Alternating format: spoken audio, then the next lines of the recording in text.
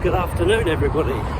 This may be a bit of a repetitive video talking about stuff that I've already talked about, but the reason why I'm doing it is because one of you guys said to me you should be wearing wireless headphones, and I've got a pair of wireless headphones. You can see I've got it in my ear, but I was always worried that they were going to fall out while I was walking around. So, after being told, nah, you'll be alright, I go running in mine, so they should stay in fine. I thought I'd give it a go. So it is a bit of a slow news day from a Tottenham perspective.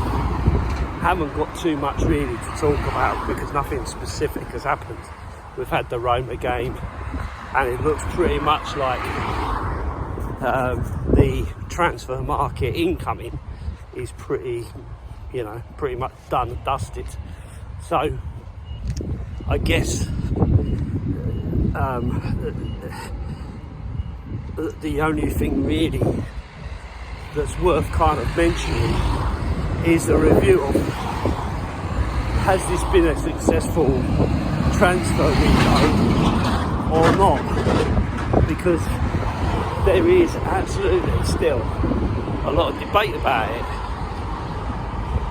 A lot of people were still saying that it's a poor window. Look, see, that's falling out. Well, it feels like it is. A lot of people are still saying, oh, my hand's in the way, that it's a poor window because we haven't got this player or we haven't got that player or whatever. And they're kind of forgetting it doesn't really matter what you think. It doesn't really matter what your opinion is of this player or that player. It doesn't matter, because you're not going to lose your job based on the recommendations of the players that you pick. You're not going to be picking the team. You're not going to be picking the tactics. All of that falls to Antonio Conte. So I saw a tweet earlier today that said that this is underwhelming and we overpaid for Richarlison. The money could have been spent on better players, blah, blah, blah. And that's fine. The person who wrote that tweet is entitled to their opinion. But you haven't really seen the outputs of these players yet. You haven't seen how they're going to gel together. You don't know the players, you don't know how they interact with each other, you don't know what their work rate's like, you don't know what their ethic's like, you don't know what their personality's like. So you can't really judge the success of a player based on what you might think about whether they're good enough or not. We all do our jobs, and we're not professional coaches or anything of that nature. So how do we know? Well, you don't even know if it's true what's been spent on Richarlison. You don't know. We know what the media are telling us, £50 odd million. But £50 odd million in today's market, in the way it works these days, isn't massive money. I know that sounds ridiculous. It feels ridiculous saying it, but it's true. It's true. And there may be a little bit of a crash as lots of players become available and clubs struggle with financial fair play, all those sorts of things. But ultimately, we are where we are currently. We're in a bit of a transition period where some clubs that have money have the ability to stimulate the market the way they do. And if they know you've got money, prices go up. But let's look at it on the face of it. Richarlison is a proven Premier League footballer who played in a struggling team but still managed to bag goals and show quality. Now, if you take him out of a struggling team and you put him in a better team with better service, you know, potentially you get a better player. I saw a really interesting photo yesterday, actually, of a Southampton team, right? And all those names that were shown have all gone on to bigger clubs and been a success at different levels. You know, you take Alderweireld for one, you know, who was in that lineup and stuff, and a few of them that have gone to Liverpool and stuff, which generally they did, as there was a bit of a feeder club for them for a while. So, you know, you can't judge a player. I guess what I'm saying is you can't judge a player just based on the fact that they played for a club that struggled, and you have limited experience or knowledge of that person. And that's just my opinion. I get it.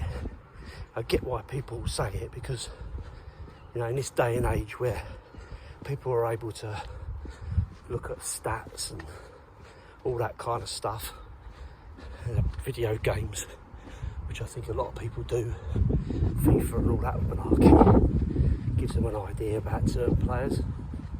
I've never done it myself, so I don't really understand it, so I can't comment too much. But it does always surprise me when a lot of people talk about players from all these different leagues, all these different teams. And I feel to myself, when do you get the time? When do you get the time to watch all these games with all these different players in all these leagues around the world? I don't understand it. My wife gets the hump with me going, well, she don't, to be fair. My wife gets the hump a little bit when I go to football every couple of weeks. And if I want to watch it on the telly, and she wants to go shopping, and she wants to go out and look at B&M's bloody latest tat, you know. So, I don't get it. I don't understand it. I don't understand where you all these people get their real in-depth football knowledge of all these players. I honestly don't know it. I'd never heard of Dybala until he was muted as a player that was going to come to Tottenham, and then all I've heard about Dybala for the last God knows how many years. And to be honest with you, when I watched him against Tottenham, I didn't think, oh wow, he's a player I really want, you know. And that's my point. You know, some of you guys, but not necessarily you guys, but some of the guys out there must have really good football knowledge, amazing football knowledge, you know, and probably shouldn't be a plumber or a bricklayer or work in a shop. They should be out there coaching and being a spies for the clubs to, you know, to bring new recruits in, because they know so much. Now listen, if they know, they know. If they're watching it, they're watching it. But I guess my point is, I'm trying to make a point, because this was just a bit of a test to see if my headphones stay in and it works and it sounds alright. The point is, you've got to wait and see how it pans out before you start judging that the signings we've made are wrong and all the rest of it. We've had years of buying players, as Danny Rose said, that you had to Google. Players with potential, players that, you know, were young, that had settled value. This season, we've done it different. We've bought early, we've bought proven, as in they have played in the Premier League and they have experience and they are winners and they are players that the coach knows and the players that the coach wanted. So why don't we reserve judgment until we're watching the games and talking about performances on the pitch, on the day, against the opposition? And if Richarlison plays shit against whoever it is he plays against, then quite rightly we go, it's not working, he's not played very well. But until that happens, you can't judge it yet. So let's give it a break, let's give it a rest, let's see what happens and keep the faith. A few days to go, and then we'll start seeing it, and we'll have far much more to talk about than just me waffling on about transfers, especially when I am not in the know, don't know anything about transfers, don't know anything about players, just know how I feel and what I think. Anyway, that's the test over. I hope this was a okay video for people. Let me know in the comments, because it helps to get that feedback. So thanks for all the feedback that I have been having. Really enjoy chatting to you and sharing your opinions. I'll leave it there. Up the Spurs.